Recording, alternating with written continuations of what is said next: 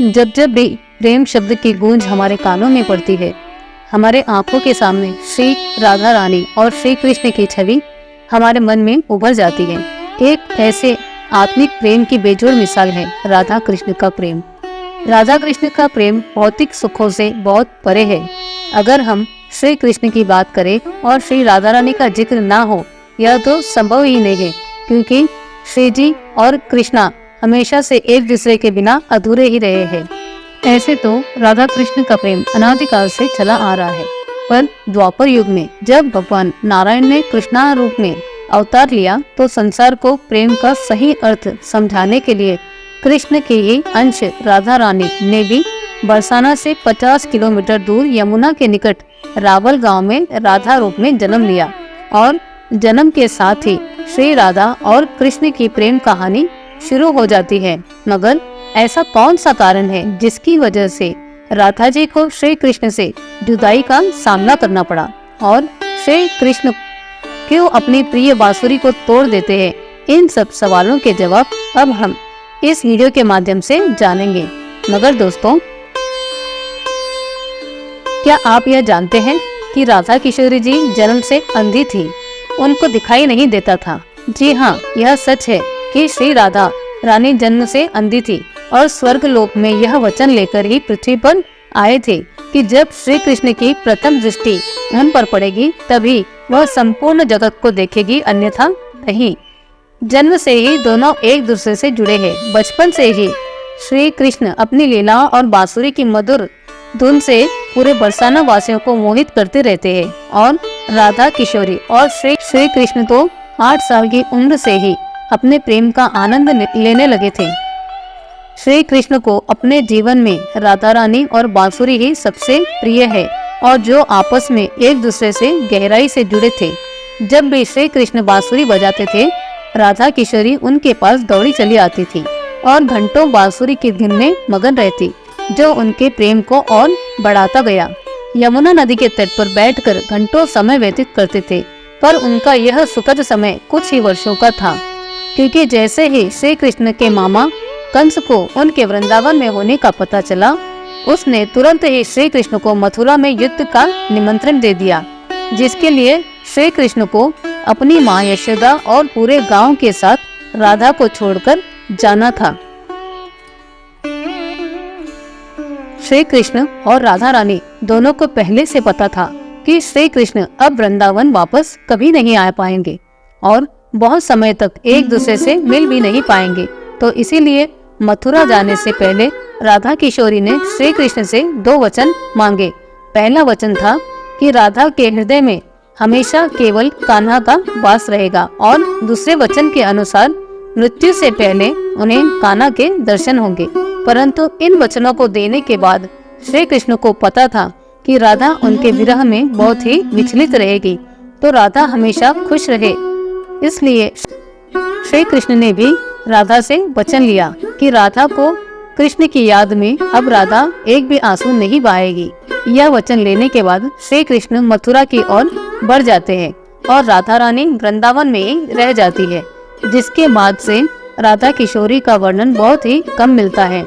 इसके बाद कृष्ण ने मथुरा जाकर कंस का वध किया और अपनी माँ देवकी और पिता वसुदेव को मुक्त कराया, और फिर उन्होंने मथुरा से आगे बढ़कर प्रजा की रक्षा के लिए द्वारिका नगरी की स्थापना की, जिसके बाद से उन्हें द्वारिकाधीश कहा जाता है। द्वारिका में रुक्मिणी और सत्यभामा से विवाह करते हैं। साथ ही इसके अलावा भगवान श्री कृष्ण की 16,108 रानियां थी, जिसमें से रुक्मिणी श्री कृष्ण की सबसे प्रिय पत्नी थी। रुक्मिणी ने श्री कृष्ण की छवि को देखकर ही उन्हें अपने मन में बसा लिया था और श्री कृष्ण से विवाह के लिए अपने भाई रुक्मी के विरुद्ध भी चली गई थी। प्रेम पत्र के माध्यम से कृष्ण को बुलाकर और भगवान श्री कृष्ण के साथ भाग गए। फिर उन्होंने श्री कृष्ण के साथ द्वारिका नगरी में सुखपूर्वक अपना जीवन व्यतीत किया, और भगवान श्री कृष्ण भी अपने दैवीय कार्यों में लीन हो गए।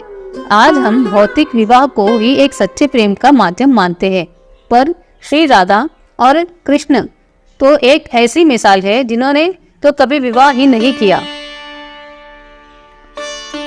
केवल अपने मन और आत्मा से एक दूसरे को प्रेम किया और एक सच्चे प्रेम से एक दूसरे के साथ हमेशा बंधे रहे। राधा रानी और श्री कृष्ण के प्रेम की बहुत सी अलग अलग कथाएं हैं। एक कहानी यह भी है कि श्री कृष्ण कभी कभी सोते सोते राधे राधे बोलकर राधा को ही याद करते रहते थे। श्री कृष्ण की रानियों को अच्छा नहीं लगता था। एक बार रुक्मिणी जी ने श्री कृष्ण से कहा कि प्रभु, प्रेम तो हम सब भी आपसे करते हैं, पर ऐसा क्या है राधा में जो आप सोते हुए भी उन्हें याद करते हैं। तो भगवान श्री कृष्ण बोले, रुक्मिणी, एक बार तुम राधा से मिलकर आओ, तुम्हें खुद ही पता चल जाएगा, और उनके लिए कुछ लेते हुए भी जाना।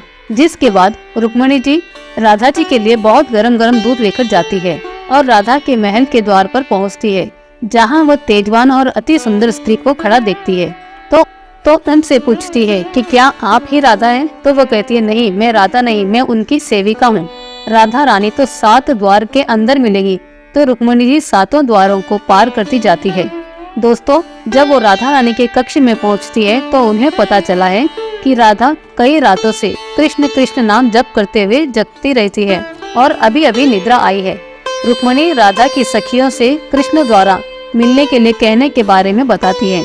तो उतने में ही राधा किशोरी उठ जाती है और कहती है कि कृष्ण ने आज मुझे मिलने के लिए किसी को भेजा है। रुक्मिणी जी आश्चर्यचकित हो जाती है। केवल कृष्ण का नाम लेने से ही राधा जी जागृत हो गई और केवल कृष्ण के लिए ही पूछने लगी।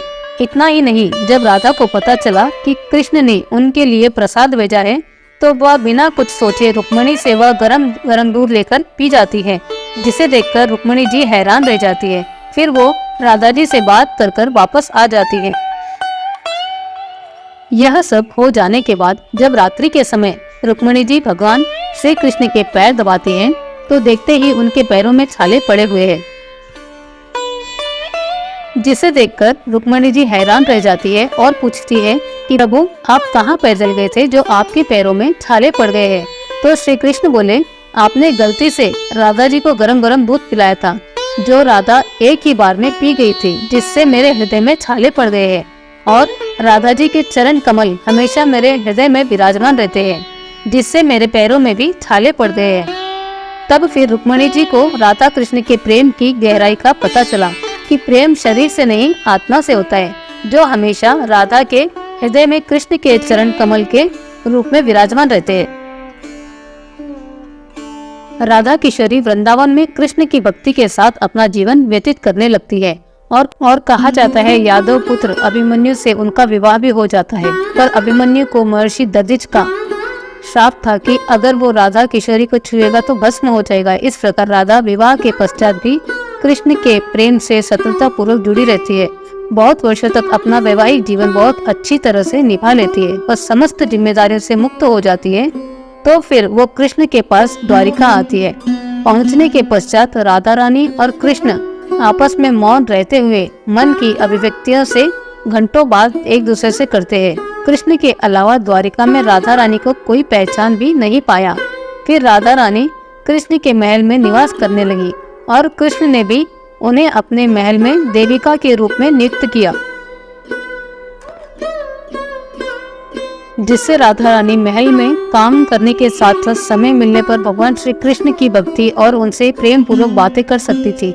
लेकिन भगवान श्री कृष्ण तो अपने राज्य के कार्य में व्यस्त रहते थे। दूसरी ओर राधा अपने पुराने कृष्ण को ही याद करती रहती थी। तो कृष्ण को पुराने दिनों जैसा साथ ना पाकर राधा का मन और अधिक व्याकुल रहने लगा और उन्हें डर सताने लगा कि श्री कृष्ण की जो मनोहर छवि उनके हृदय में है वो कहानी धूमिल न हो जाए।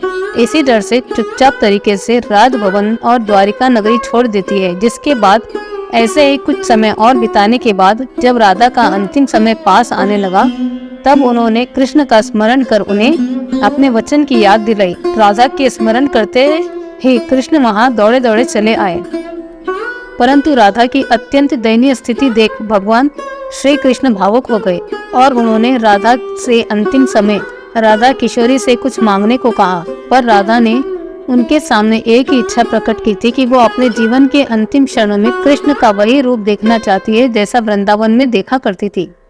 वह उन्हें वही बांसुरी की मीठी धुन बजाते हुए सुनना चाहती थी दोस्तों राधा का बस इतना कहना था कि कृष्ण ने अपनी बांसुरी उठाई और वही मीठी धुन बजाने लगे। जैसे बांसुरी बजाते हुए कृष्ण और उनकी धुन सुनती राधा, दोनों की आंखों से प्रेम की अश्रु की धारा बहने लगी।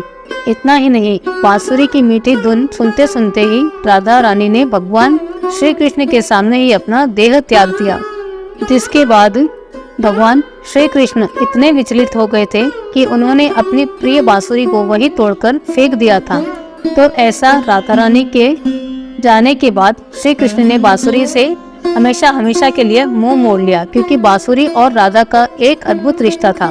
इसलिए राधा जी से विरह के पश्चात जीवन भर बांसुरी को कभी हाथ नहीं लगाया। दोस्तों राधा रानी और भगवान श्री कृष्ण की प्रेम कहानी के लिए कहा जाता है, जिनके शरीर बस अलग अलग थे और आत्मा एक ही थी। तो दोस्तों कैसा लगा आपको हमारा ये आज का वीडियो, हमें कमेंट कर जरूर बताइएगा और चैनल को सब्सक्राइब जरूर कीजिएगा। राधे राधे।